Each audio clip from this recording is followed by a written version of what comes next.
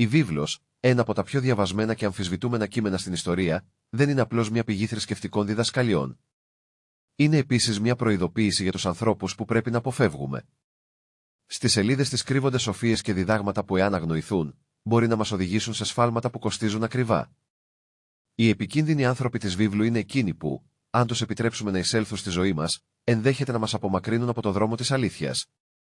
Στο ταξίδι μας μέσα από τις σελίδες της, θα εξερευνήσουμε ποιοι είναι αυτοί οι άνθρωποι και γιατί η βίβλος μας καλεί να κρατήσουμε αποστάσεις. Από προδότες και ψεύτες, μέχρι ταπεινούς αλλά επικίνδυνους ανθρώπους που κρύβουν σκοτεινές προθέσεις.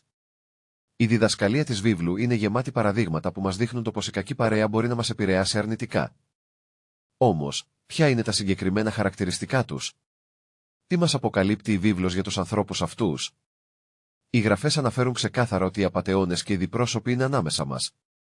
Στο βιβλίο των παροιμιών, η σοφία μας προειδοποιεί να μην ακολουθούμε τις οδούς τους.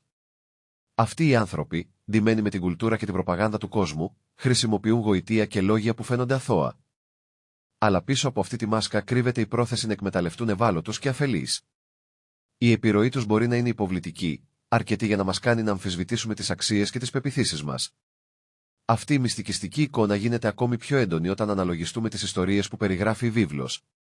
Άνθρωποι όπως ο Ιερεμίας και ο Ισαΐας μιλούν για προφήτες που μιλούν ψέματα, δίνοντας ελπίδα σε έναν λαό που χρειαζόταν καθοδήγηση.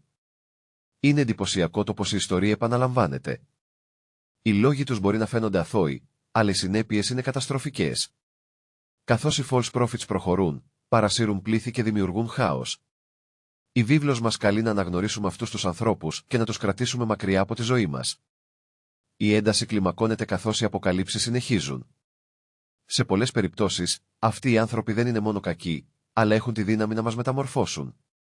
Ο Δαβίδ, για παράδειγμα, στη διάρκεια της βασιλείας του, είχε να αντιμετωπίσει όχι μόνο εχθρούς στο πεδίο της μάχης, αλλά και προδότες στον ίδιο του τον κύκλο.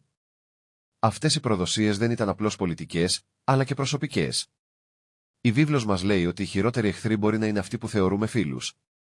Καθώς προχωράμε, έρχεται η στιγμή που όλα αυτά τα στοιχεία αρχίζουν να συνδέονται.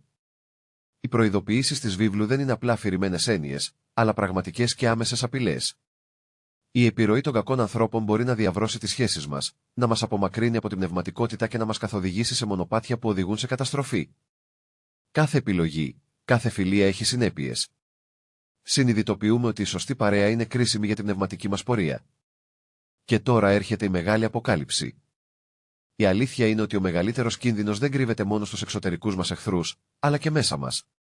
Η βίβλος μας διδάσκει ότι η κακία δεν είναι απλώς εξωτερική, αλλά υπάρχει και μέσα στην καρδιά μας.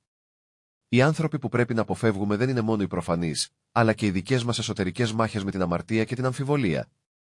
Οι ψευδείς δάσκαλοι δεν είναι πάντα εκείνοι που κηρύττουν δημοσίως, αλλά και οι σκέψεις και οι επιθυμίες που μας απομακρύνουν από την αλήθεια. Αυτή η αποκάλυψη, αυτή η εσωτερική μάχη, είναι η πιο σημαντική. Εφόσον γνωρίζουμε ποιοι είναι οι κακοί άνθρωποι γύρω μας, έχουμε την υποχρέωση να αναγνωρίσουμε και τους κακούς που υπάρχουν μέσα μας. Η βίβλος μας καλεί σε αυτοκριτική και προσοχή. Πρέπει να είμαστε προσεκτικοί για το ποιον επιλέγουμε να εμπιστευτούμε, αλλά και ποιοι εσωτερικοί μας φόβοι και αμφιβολίες μας απομακρύνουν από το σωστό δρόμο. Η τελική αλήθεια είναι απλή αλλά θεμελιώδης. Η βίβλος προειδοποιεί να κρατάμε αποστάσεις από τους ανθρώπους που μας οδηγούν μακριά από την αλήθεια, αλλά μας θυμίζει ότι οι μεγαλύτεροι εχθροί μπορεί να είναι αυτοί που κουβαλάμε μέσα μας. Η πνευματική μας πορεία απαιτεί καθαρότητα και συνείδηση. Η δύναμη της αλήθειας είναι αυτή που θα μας κρατήσει ασφαλείς και θα μας καθοδηγήσει προς το φως.